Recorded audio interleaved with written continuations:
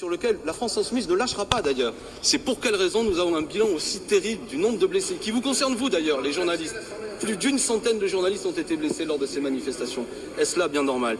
Donc chacun doit s'interroger, y compris les policiers. Les policiers qui, selon moi, ne sont pas finalement tout à fait heureux de se retrouver aujourd'hui à faire un travail qui n'est pas dans leur mission.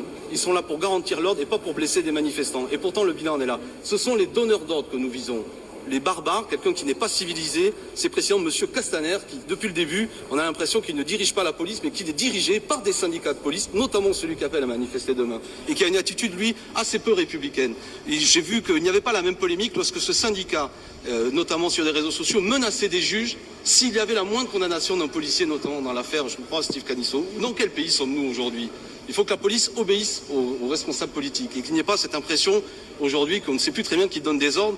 Et en l'occurrence, le donneur d'ordre, le ministre de l'Intérieur, M. Castaner, se cache tout le temps. Si je le répète, si des excuses doivent être faites, c'est à M. Castaner de le faire notamment aux manifestants, à tous ces blessés, à leurs familles.